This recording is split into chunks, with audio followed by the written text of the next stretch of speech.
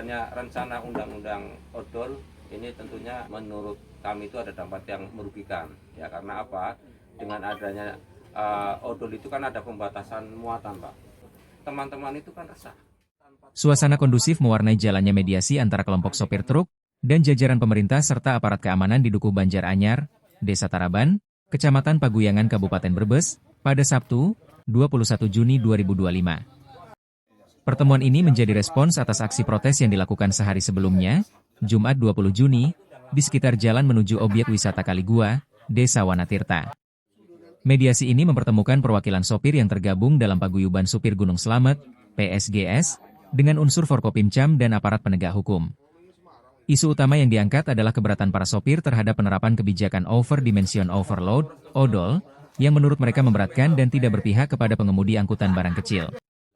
Teguh, perwakilan PSGS, mengungkapkan keresahan kolektif para sopir. Ia menyebut bahwa penerapan aturan odol secara kaku dapat mengancam keberlangsungan hidup mereka. Teguh juga mengkritisi inkonsistensi dalam penegakan aturan antar wilayah. Menurutnya, saat melintasi wilayah Brebes para sopir masih merasa aman, namun memasuki daerah lain seperti Bekasi, tindakan penertiban terhadap truk odol justru semakin gencar. Selain itu, para sopir juga meminta agar proses uji KIR dibuat lebih efisien. Salah satu tuntutan mereka adalah agar tidak diwajibkan lagi membuka terpal saat pemeriksaan, karena dianggap menyulitkan dan tidak relevan.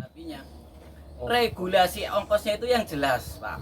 Difasilitasi antara pengusaha, pemerintah, dan aturan KIR, Pak.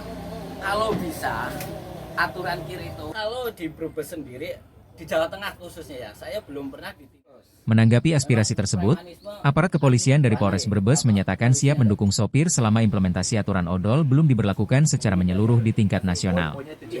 Tak hanya soal odol, aparat juga menegaskan komitmen mereka dalam menindak praktik premanisme dan pungutan liar, pungli, di jalanan yang selama ini menjadi momok bagi para sopir. Hal ini menjadi salah satu langkah konkret untuk menciptakan iklim kerja yang lebih aman dan adil bagi para pelaku transportasi barang. Yang membutuhkan kehadiran kita. Ada 110, ini adalah layanan untuk masyarakat semuanya terkait apa keluhan masyarakat, kebutuhan masyarakat. Apa yang menjadikan keputusan kita hari ini, mari kita buatkan berita acara notulen ataupun kesepakatan bersama, nanti akan kami sampaikan kepada pihak pimpinan, baik dari pimpinan tingkat pemerintah kabupaten mungkin sampai dengan tingkat provinsi. Nanti kami juga akan melaporkan ke tingkat direktur. Dan permasalahan terkait odol ini kan sudah menjadi isu nasional. Tentunya sama di tingkatan baik kabupaten, provinsi sampai dengan nasional itu menyoroti kegiatan ini sama. Harapannya semua menyuarakan sama. Insya Allah saya akan menyampaikan sendiri ataupun secara tertulis. Nanti kita akan sampaikan langsung kepada DPR. Dan nanti rekan-rekan pengen ya perlakuan dan suratnya sampaikan pada DPR. Mediasi yang berlangsung hampir 3 jam, dari pukul 11 hingga pukul 13.30 WIB, turut dihadiri oleh sejumlah pejabat dan tokoh penting. Hadir diantaranya Kabak Ops Polres Brebes Kompol Suraedi, Kasat Lantas AKP Rahandi Gusti Pradana, Kasat Intelkam AKP Suharmanto, Camat Paguyangan yang diwakili Seger, Kapolsek Paguyangan AKP Tasudin, Kapolsek Bumiayu AKP Kasam, dan Ramil 11 Paguyangan diwakili Serda Yudi, serta aktivis sosial dari wilayah Brebes Selatan, Bung Rohmat. Seluruh aspirasi dan tuntutan dari para sopir truk ini akan dirangkum dan disusun dalam laporan resmi, untuk selanjutnya diteruskan ke pemerintah pusat sebagai bahan evaluasi kebijakan. Langkah ini diharapkan dapat membuka ruang dialog yang lebih luas antara pemerintah dan para pelaku transportasi.